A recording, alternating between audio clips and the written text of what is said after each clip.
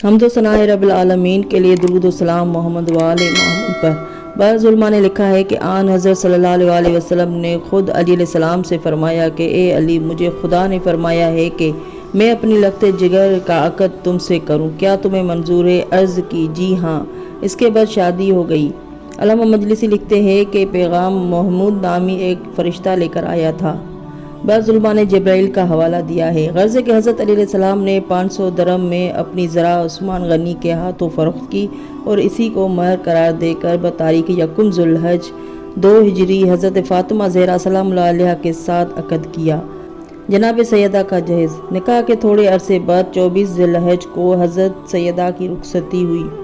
سرور کائنات نے اپنی اکلوتی اور چہیتی بیٹی کو جو جہیز دیا، اس کی تفصیل یہ ہے: ایک قمیض قیمتی 7 درہم، ایک مکنا، ایک سیاہ کمبل، ایک بستر کھجور کے پتوں کا بنایا ہوا، 2 موٹے ٹاٹ، چمڑے کے 4 تکیے، آٹا پیسنے کی چکی، کپڑا دھونے کی لگن، ایک مشق لکڑی کا بادیہ، کھجور کے پتوں کا بنا ہوا ایک برتن، 2 مٹی کے آنجور، ایک مٹی کی صراحی، چمڑے کا فرش، ایک سفید چادر، ایک لوٹا۔ یہ ظاہر ہے کہ رسول کریم صلی اللہ علیہ وسلم اعلیٰ درجے کا جہیز دے سکتے تھے، مگر اپنی امت کے غربا کے خیال سے اسی پر اکتفا کیا۔ جلوس رخصت۔ کھانے پینے کے بعد جلوس روانہ ہوا۔ شہب نامی ناکہ پر حضرت فاطمہ سوار تھیں، سلمان ساربان تھے، ازواج رسول ناکہ کے آگے آگے تھے۔ بنی ہاشم ننگی تلواریں لیے جلوس میں تھے۔ مسجد کا طواف کرایا اور علی کے گھر میں فاطمہ کو اتار دیا۔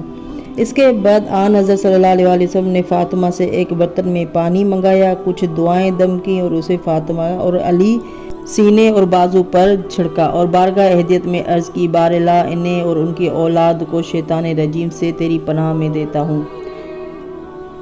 اس کے بعد فاطمہ سے کہا: دیکھو، علی سے بے جا سوال نہ کرنا، یہ دنیا میں سب سے اعلیٰ اور افضل ہے لیکن دولت مند نہیں ہے۔ اور علی سے کہا کہ یہ میری جگر کا ٹکڑا ہے، کوئی ایسی بات نہ کرنا کہ اسے ملال ہو۔ تذکرہ خواص سبت ابن جوزی میں لکھا ہے کہ فاطمہ کے ساتھ جس وقت علی کی شادی ہوئی، ان کے گھر میں ایک چمڑا تھا، رات کو بچھاتے تھے اور دن میں اس پر اونٹ کو چارہ دیا جاتا تھا۔ حضرت فاطمہ رب العزت کی نگاہ میں۔ محدثین کا بیان ہے کہ حضرت فاطمہ زہرا کو پروردگار عالم اپنی کنیز خاص جانتا تھا اور ان کی بے حد عزت کرتا تھا۔ بارہا دیکھا گیا ہے کہ حضرت سیدہ نماز میں مشغول ہوتی تھی اور فرشتے ان کے بچوں کی گہوارہ جنبائی کیا کرتے تھے، اور جب وہ قرآن پڑھنے میں مشغول ہوتی تھیں تو فرشتے ان کی چکی پسا کرتے تھے۔ حضرت رسول کریم صلی اللہ علیہ وسلم نے گہوارہ جنبائی کرنے والے فرشتے کا نام جبرائیل اور چکی پیسنے والے کا نام اکابیل بتایا ہے۔ کی قدر و منزلت، عزت و توقیر کی کوئی حد نہ تھی۔ انسان تو درکنار ملائکہ کا یہ حال تھا کہ آسمانوں سے اتر کر زمین پر آتے اور فاطمہ کی خدمت کرتے، کبھی جنت کے طبق لائے، کبھی حسنین کا جھولا جھولا کر فاطمہ کی عنایت کی۔ اگر ان کے منہ سے عید کے موقع پر نکل گیا کہ بچوں تمہارے کپڑے درزی لائے گا تو خازن بشت کو درزی بن کر آنا پڑا۔ حد ہے کہ ملک الموت بھی آپ کی اجازت کے بغیر گھر میں داخل نہ ہوتے تھے۔